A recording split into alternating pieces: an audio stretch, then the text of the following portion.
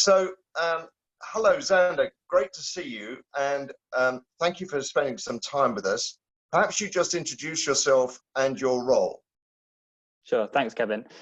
So I've worked at EY for approximately 4 years and largely in the infrastructure practice, working across different sectors within that. So worked in rail, in the energy transmission network, energy generation, in water. So I've had experience across the sector. I've largely specialised in strategy. So that in practice means working at the front end of project development work, whether it's deal side or getting organizations ready and prepared to deliver large infrastructure programs. And that's led you to work with the procurement teams as well, Xander? Yeah, so work largely in procurement. So one of the projects I was working with recently was at Sizewell C. So we were looking at what procurement arrangements were required as the project's being developed and the information memorandum was being written, and so we were supporting on that development. Okay, well, so thanks very much for joining us. The purpose of this is to get the perspective of somebody who's clearly making his way as a younger professional in this industry and is seeing it from a different perspective. I mean, I guess many of us think that, you know, somebody like yourself who's growing up in the digital age and is digital savvy, you'll have a different view potentially of how one creates relationships, how you build trust, how you interact. And I wonder what you're seeing, how that might apply in what you're seeing. Sure. So I would probably take two lenses when thinking about this. One is from someone who's younger and maybe my peers and friends who would look in at the infrastructure industry. And then secondly, someone who, like myself, who is involved in the infrastructure industry. So if I start with the perspective of someone looking in, I think one of the challenges that seems to be common is the perception of large infrastructure programs that are going over budget, that are delayed, and that is always in the media. So I feel like when young people see infrastructure stories in the media, it's often very negative, and there's this perception around the industry not progressing, not delivering on time, always sort of kind of lagging behind other sectors and industries. So I think there's a kind of a bit of a marketing challenge there, I think, from an external perspective. But there is also the recognition that it is a very good way to reboost the economy. And post-COVID, I think a lot of people recognise that investment in infrastructure could be the way to get things started again. From a kind of someone who's internally involved in infrastructure and having worked with and studied with lots of engineers who are in the industry, it feels like there's an opportunity to sort of revamp the sector, and it's an aging workforce in many parts of the industry, and that then presents opportunities, I guess, for the younger generation coming through. And so as people are developing and training their skills in infrastructure, I think there's a really great opportunity for people to build those connections and build trust and rethink how infrastructure is delivered and how kind of programs are procured and how alliances are formed between different organizations. Well, that's interesting. Many people are saying there's a drive both from government as a major procurer of infrastructure and from the infrastructure organizations to be more collaborative. And I wonder what you're seeing about collaboration and how that might need to change to suit the needs of a younger generation. I think one of the big parts that sort of supports collaboration, and I think you guys focus on this a lot, around the whole concept of mutual value and thinking win-win. So making sure that when you collaborate with, whether it's suppliers or partners, that everyone is winning in the deals that you strike, in the relationships that you have. Because if it's a win-lose, then you may win big in the short term, but lose out in the long term. And this whole concept, I think, of long-term value creation is really important. So bringing sort of partners and suppliers and organizations in together and thinking about long-term value creation, I think, is a really important step in the right direction. And are you seeing efforts to improve on collaboration from your perspective? So for an example, we've been working with Highways England, and they have, so I guess this is at an organisational level, and I can then talk a bit more about a personal level. So Highways England have formed this alliance partnership with a number of suppliers because they've recognised that in order to have resilience when delivering infrastructure programmes, there needs to be a recognition that these suppliers need a sort of balance sheet and profits that make it sustainable for them to operate. So in the alliances that are being developed for some of the major smart motorways programs, we've seen much more collaboration across the organisations there. I think from a personal perspective,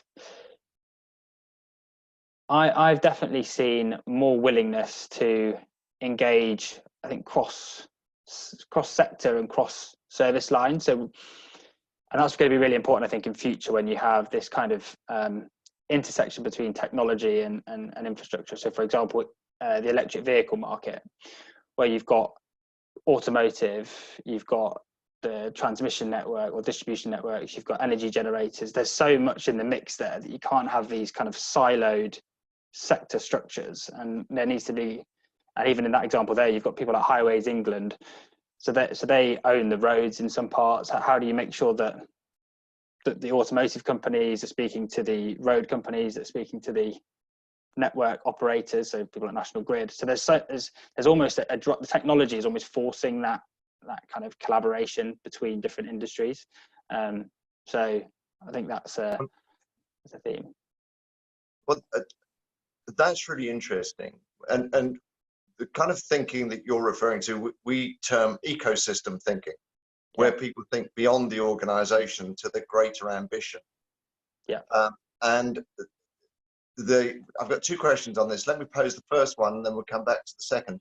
The first one is, what we're getting feedback on is, even when senior leaders in organizations believe that's the right way, operationally at the ground level, procurement are still operating as procurement. And I just wondered what your comments, since you're dealing with procurement, would be. Yeah, that's an interesting point. I think you could argue that they don't believe in the direction. So they say that there could be I think there's maybe two things. One, they don't trust in leaders, or don't believe in the direction that leaders are pointing them in.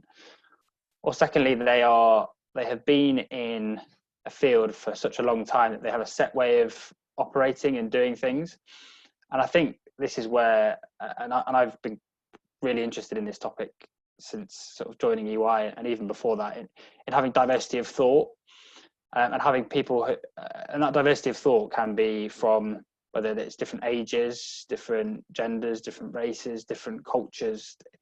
Having that diversity of thought then enables people to challenge the status quo and doing things as the norm. So in procurement, if you have people who have always done procurement in a certain way, they're going to probably continue to do that, even if there is direction set at the top to sort of tell them otherwise. So I think a level of diversity is so important, and I think infrastructure probably is one of the sectors and industries that lacks in diversity.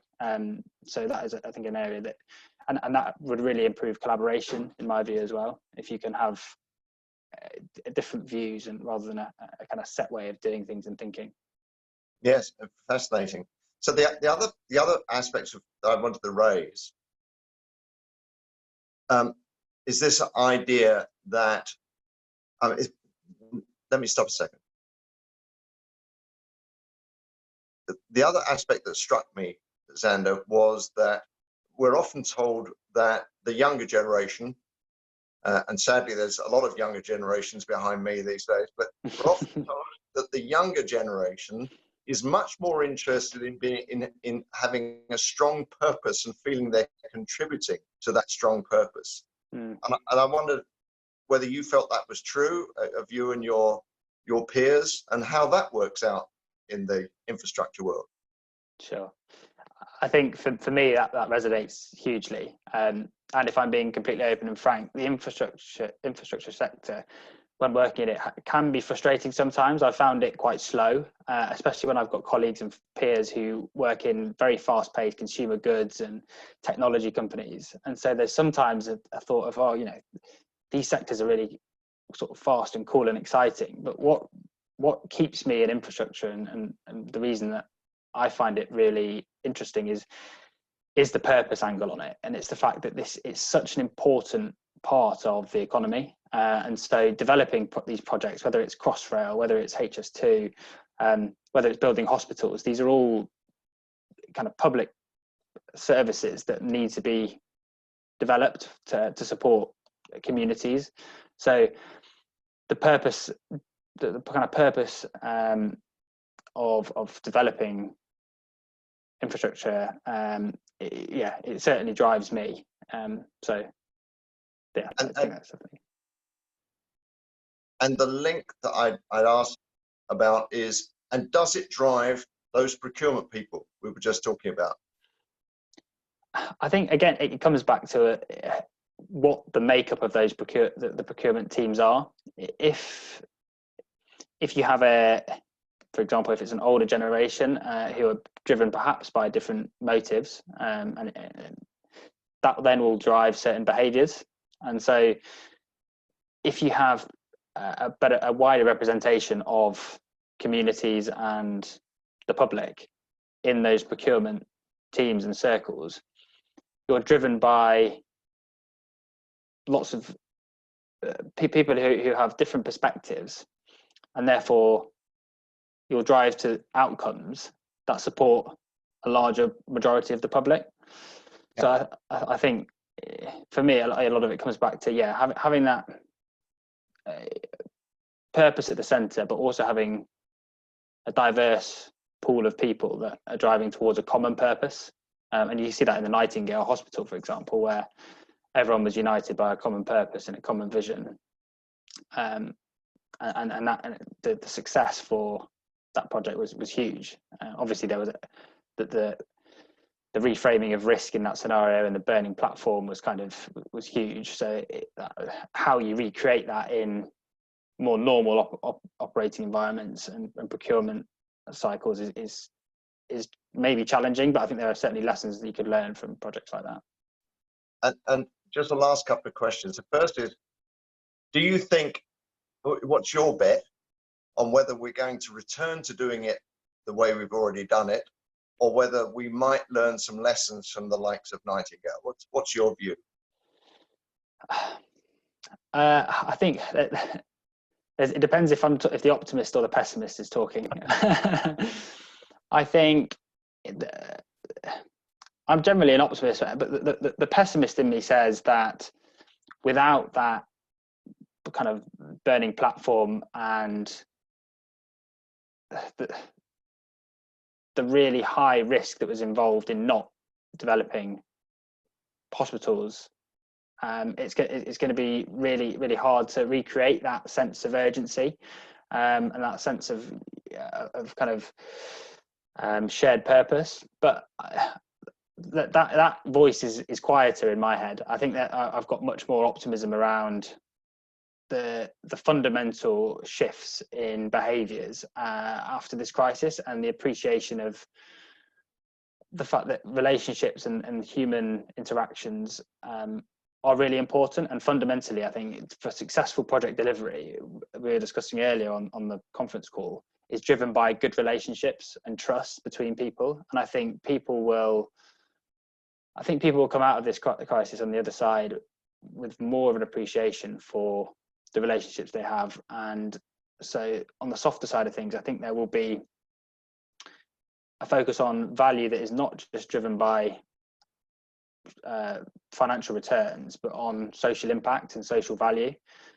And therefore, I think uniting behind that social value and common purpose will be more prevalent in the new norm. So yeah, I'm optimistic about it, and I think it's basically been a bit of a kick that the infrastructure and the construction industry has needed to kind of get them into the next gear, because they've proven that they can do it.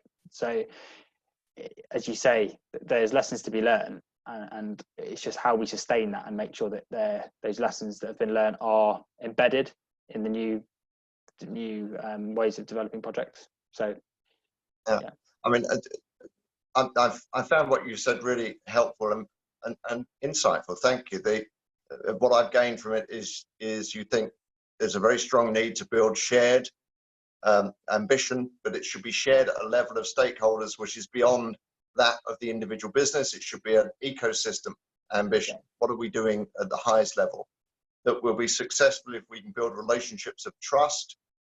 That may need not just the leadership talking about it, but it may need at the operating level, procurement, delivery, whatever, those people to take a new mindset. And you've suggested that there may be a diversity of mindset, which I think is very important. We need to help people go through. It's not just doing what you've always done. Yeah. And I think you've said that engages people, that will engage people like yourself and others much more strongly. Yeah. So thank you for that. I hope I've summarised what you said very there. well. Yeah, that's summarised very well. If there were one last message that you wanted to give to other people and senior people in the industry, what would it be? I think if I was talking to the younger generation, I would say infrastructure can be exciting and it can be different and it will drive change. So, you know, get involved. I think there is a bit of a there can be a bit of a kind of misconception around it's an old industry, it's not that exciting, but I think it really can be, and it's up to the younger generation to make it exciting because they're the people coming through. To the older generations, the people who have got the experience and have you know, have seen a lot of the challenges, but also have helped drive change. I guess try and pass on knowledge and coach the younger generations coming through.